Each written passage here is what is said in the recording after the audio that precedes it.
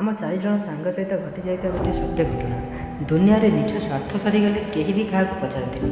ଏଇଟା ତ ବାସ୍ ଶୁଣିଥିଲି, ହେଲେ ଏଇଟା ବି ଶୁଣିଥିଲି ବନ୍ଧୁତା ଏମିତି କି ଜନ୍ମରୁ ଜନ୍ମ ପର୍ଯ୍ୟନ୍ତ ସାଥ ଦିଏ।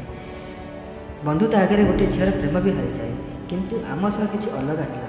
ଆମେ ଚାରିଜଣ ସାଙ୍ଗ ବହୁତ ଖୁସିରେ ଥିଲୁ।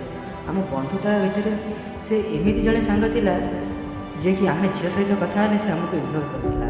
କିନ୍ତୁ ଏମିତି ଟାଇମ୍ ଆସିଲା ସେ ପ୍ରେମରେ ପଡ଼ିଗଲା। ଆମେ ଏ କଥା ଜାଣିଲା ପରେ ଆମେ ବହୁତ ଖୁସି ଥିଲୁ, ହେଲେ ସେ ଖୁସି ଅଳ୍ପ ଦିନ ରହିଲା। ସେ ଝିଅ ପାଇଁ ଆମକୁ ଭୁଲିଗଲା। ସମୟ ନିଶ୍ଚିନ୍ତ ଆସିବ, ଭଗବାନ ନିଶ୍ଚିନ୍ତ ଅଛନ୍ତି। ଏମିତି ଦିନ ଆସିବ ସେ ଝିଅ ନଥିବ କିନ୍ତୁ ଆମେ ଥିବୁ, କିନ୍ତୁ ତା ପାଖରେ ଆମେ ନଥିବୁ। ସେଦିନ ସେ ଜାଣିବ ବନ୍ଧୁତାର ମୂଲ୍ୟ କ'ଣ। ଚାହିଁଥିଲେ ତା ନାଁ ମୁଁ କହିପାରିଥାନ୍ତି, କିନ୍ତୁ ତାକୁ ଖରାପ କହିବାର କିଛି ବି ଉଦ୍ଦେଶ୍ୟ ନାହିଁ ମୋର। ଏତିକି ଭଗବାନଙ୍କ କତିରେ ପ୍ରାର୍ଥନା କରୁଛି ସେ ଯେଉଁଠି ଥାଉ, ଯେଉଁଠି ରହୁ, ଯେମିତି ବି ରହୁ, କିନ୍ତୁ ଖୁସିରେ ରହୁ। ଆପଣମାନଙ୍କୁ ବି ଗୋଟେ କଥା କହୁଛି, ମନେ ରଖନ୍ତୁ, ପ୍ରେମ କରନ୍ତୁ କିନ୍ତୁ ସାଙ୍ଗକୁ ଭୁଲନ୍ତୁ ନାହିଁ। ସାଙ୍ଗ ଏମିତି ଟାଇମ୍ରେ ଆସି ସାଥ ଦେବ ଯେଉଁ ଟାଇମ୍ରେ ତୁମ ପ୍ରେମିକା ଆସି ତୁମ ପାଖରେ ସାଥ ନେବ। ବାସ୍ ଏତିକି କହୁଛି। ଜୟ ଜଗନ୍ନାଥ।